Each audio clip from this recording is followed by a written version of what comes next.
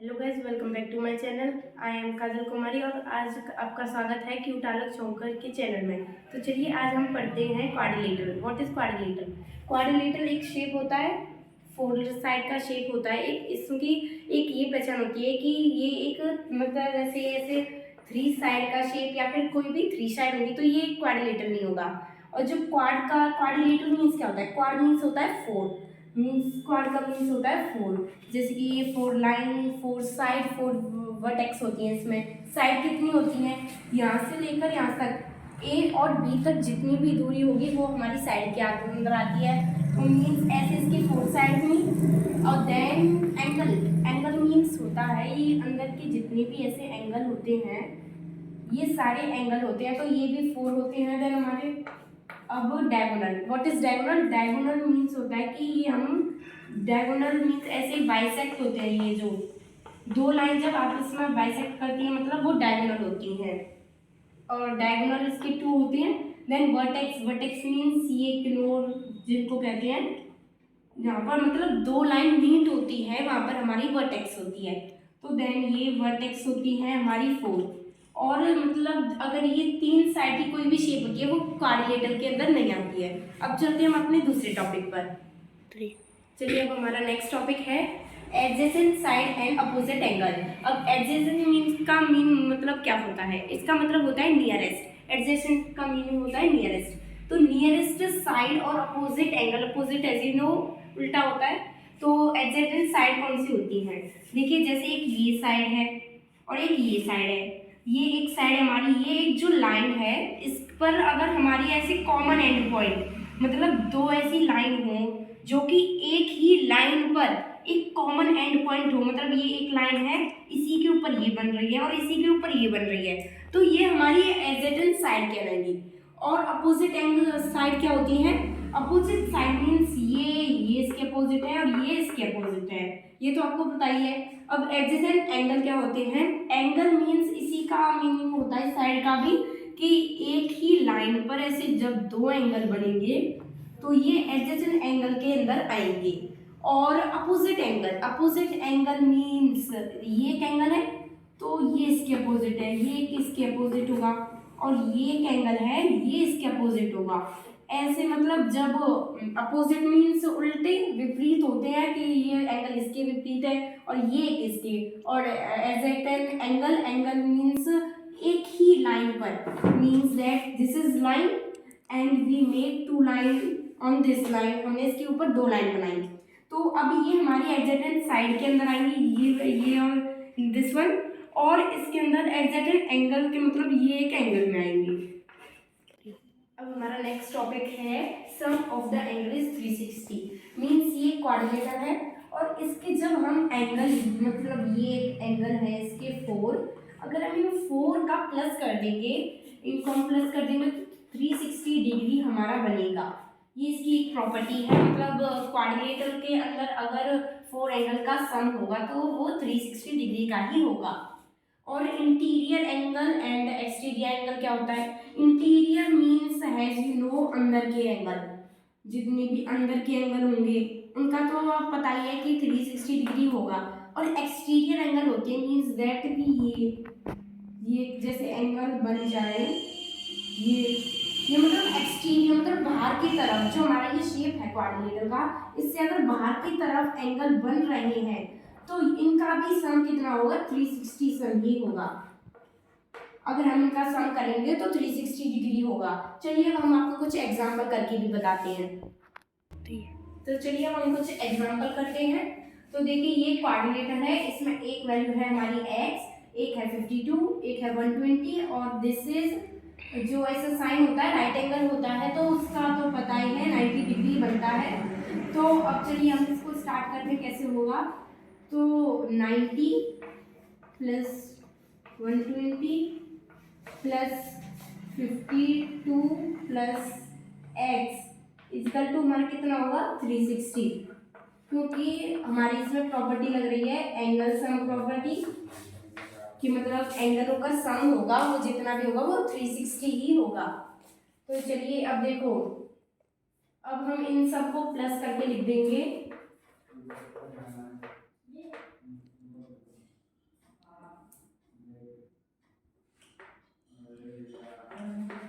चलिए देखिए, अब ये 90 है, 120 प्लस 52 प्लस x करना है।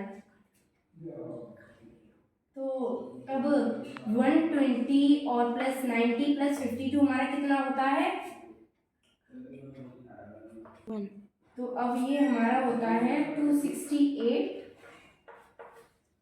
डिग्री प्लस x, क्योंकि x एक वेरिएबल है तो इसको अलग रखेंगे हम, इक्वल टू 360। तो अब हमारी ये यहाँ पे प्लस में है तो यहाँ पे ये माइनस में चली जाएगी। ये तो सब आपको आते ही होंगे।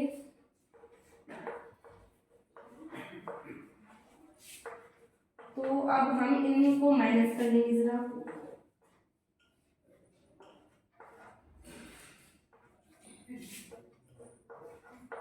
तो ये हमारा एक आंसर है। तो अब हम दूसरा करते हैं।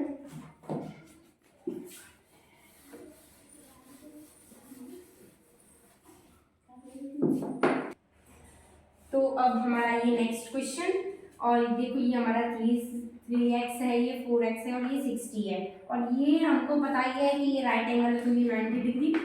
तो देन अब हम इसको करेंगे कैसे, देखो 90 plus 3x plus 4x plus 60 equal to हमारा होगा 360, बिकॉज एंगल सम प्रॉपर्टी।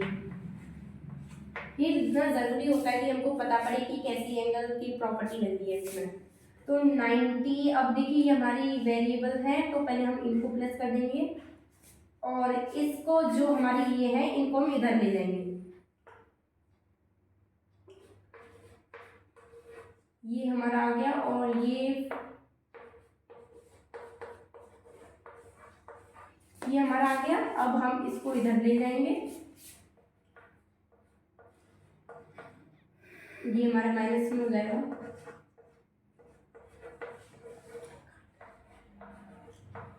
अब इनको माइनस कर लेंगे।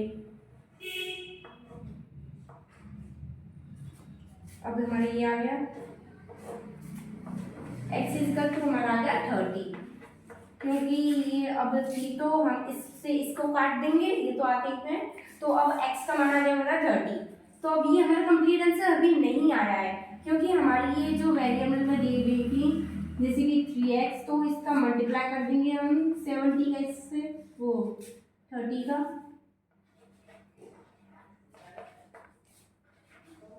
90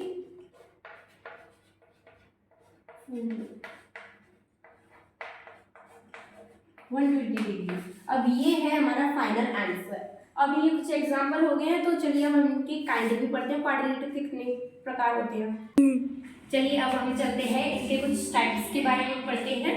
first is parallelogram. Parallelogram means क्या होता है, इसके वैसे आपको वर्ड से ही पता है पैरेलल। पैरेलल मीन्स मतलब दिस इसके पैरेलल, इसके पैरेलल।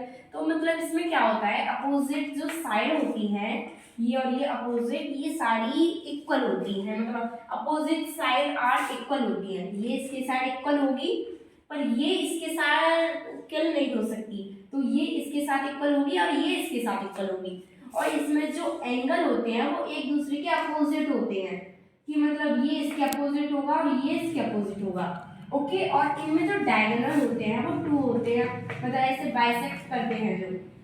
और देन है हमारा रोम्बस। रोम्बस मीन्स क्या होता है, ये एक प्रकार का स्क्वायर होता है पर ये थोड़ा झुका हुआ होता है। तो ये वैसे तो सारी इसकी जो साइड होती है वो इक्वल होती है और इसके एंगल भी सारे इक्वल होते हैं, और इट हैज 2 डायगोनल। और देन हमारा rectangle. Rectangle as you know, मतलब ये साइड इसके बराबर, ये साइड इसके बराबर, और इसके सारे 90 डिग्री के एंगल होते हैं, और इसका एक ऐसे डायगोनल होता है वो बाइसेक्ट करता है, हाफ हाफ मीन्स इक्वल। और देन स्क्वायर। स्क्वायर में क्या होता है, ये भी 90 के होते हैं और इसमें जो सारी साइड है वो इक्वल होती है, और इसके जो डायगोनल होते हैं वो बाइसेक्ट ईच अदर, मतलब 2 हाफ पार्ट्स में डिवाइड करता है।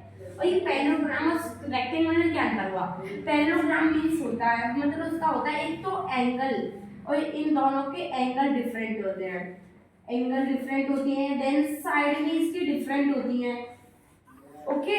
और रोम्बस और स्क्वायर में क्या डिफरेंस है? रोम्बस और वैसे ये दोनों जो होते हैं वो थोड़े झुके हुए होते हैं, कि उनकी जो साइड्स होती है इसकी इसके अपोजिट, और इसकी तो फोर है फिर इक्वल होती ही है, थोड़ी अपोजिट भी होती है इसकी। और स्क्वायर की जो होती है वो सारी सिमिलर होती हैं और एंगल भी सारे 90 डिग्री होते हैं। तो अब हमारा लास्ट एक रह गया है काइट, उसके बारे में चलिए हम पढ़ते हैं। अब हमारा लास्ट रह गया काइट। अब काइट क्या होता है, मतलब इस काइट में होती है जो इसकी फोर्थ साइड होती है और ये इसके इक्वल होती है, और ये दोनों ये मतलब इक्वल होती है, और इसमें 4 वर्टेक्स होती हैं, इसका एक डायगोनल होता है ऐसे, और बस इसमें एंगल तो वैसे ही चारों डिफरेंट होते हैं, इक्वल नहीं होते। तो चलिए अब बस आज के लिए इतना ही, और इस वीडियो को लाइक सब्सक्राइब जरूर करें, नोटिफिकेशन बेल को जरूर दबाएं ताकि आपके पास ऐसी सारी अच्छी अच्छी वीडियो आती रहे। Thank you.